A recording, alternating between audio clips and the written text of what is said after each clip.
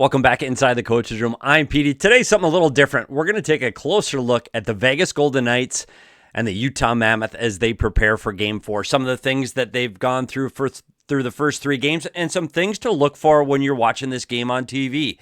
So as we do inside the coach's room, let's go to the video. Now today we're not going to do a lot of fancy drawings on the ice. This is going to be finger works because there's so many clips to do. But I want to start with the Utah Mammoth's forecheck. That's when you dump the puck in and you go and get it. One thing Utah does extremely well is they have their third forward, we call it F3, high in the zone. That means they're above all of the Vegas Golden Knights. You see a lot of teams in the NHL right now aggressive on the forecheck with all three players below the goal line.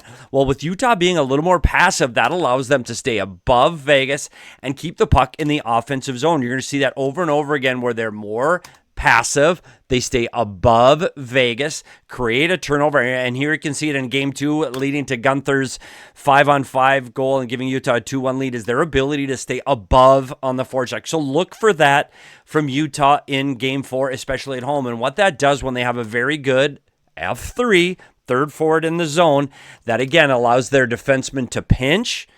And we mean pinching is coming in off the blue line to keep the puck in the offensive zone. They have support with that high forward. That allows that defenseman to be active and maintain more offensive zone time for the Utah Mammoth, something they've been very good at through this series. And you can see it again here, how their ability to stay above the play and generate offense. And they get to the net hard. And this creates offensive opportunities for Utah. So look for them to get to the net and stay above. Now, one of the problems for Utah right now is their top goal scorers and point getters in the regular season, Clayton, Keller, and Nick Schmaltz, have yet to get a goal in this series. They need these two guys to get on the score sheet. One of the problems is their ability to get to this area of the ice.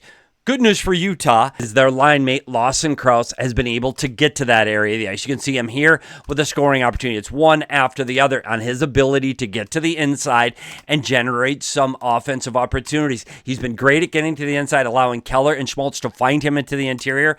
Unfortunately, through two games, he was unable to find the score sheet. But in Game 3, Lawson Crouse was able to get a shot through on one that Carter Hart would probably like to have back.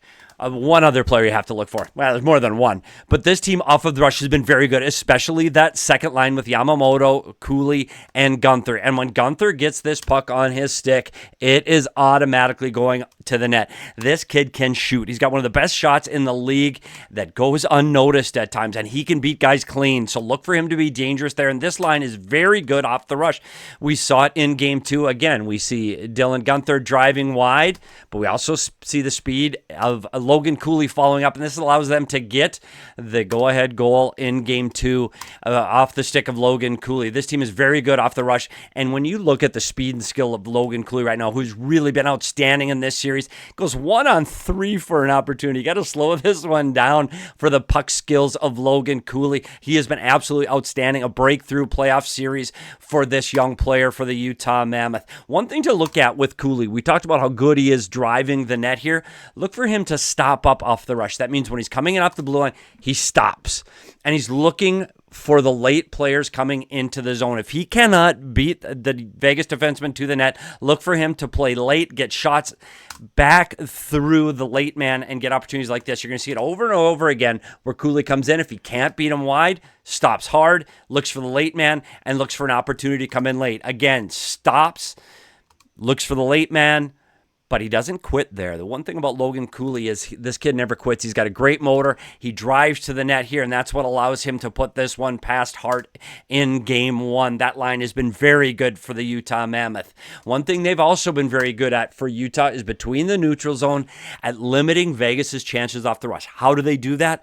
They have what's called a tight gap. That means you're tight on the opposing players. Their tight gaps through the neutral zone allow them to create turnovers between the blue lines, and you can see it here, how tight they are on the Vegas Golden Knights trying to get through the blue lines. A tight gap, quick turnovers, and then the puck goes back the other way for Utah. They've been able to generate off of their transition and look for chances off of these tight gaps and turnovers between the blue lines. Vegas has to find a way to get through this neutral zone clean and avoid these kind of turnovers through the blue lines. One of the ways to do that is to turn the puck over. And when Utah has a time to get into structure, they're very good defensively. When they turn the puck over between the blue lines and they allow Vegas to generate off of the rush, it's a little more dangerous. So Vegas has to avoid these little plays through the middle of the ice and creating turnovers and giving the puck over to the Vegas Golden Knights through the blue line. That's very dangerous. They have to manage the puck through the blue lines.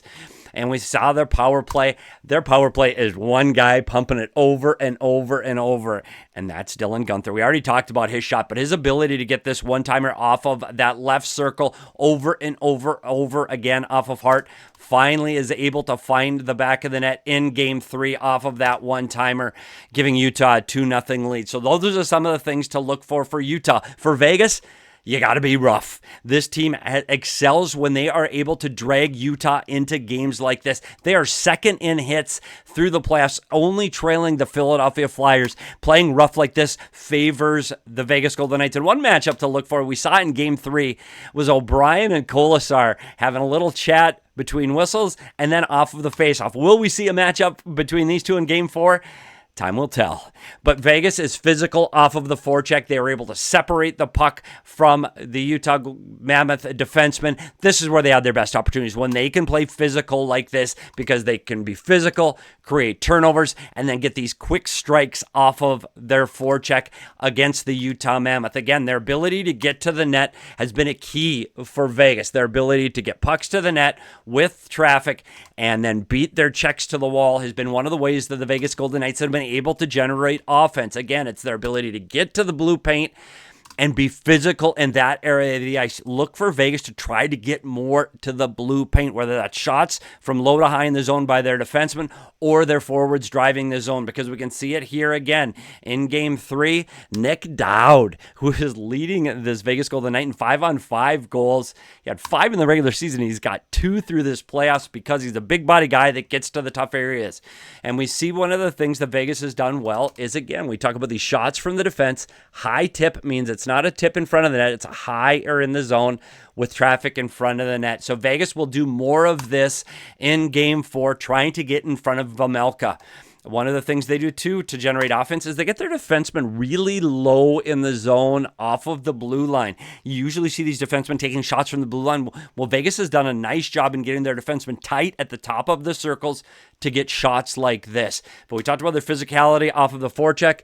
They're having physicality all over the ice. Again, separating Utah from the puck, getting transition, getting pucks to go back the other way, and then driving the net. They have to be physical. And we talked about Utah's power play and Dylan Guenther.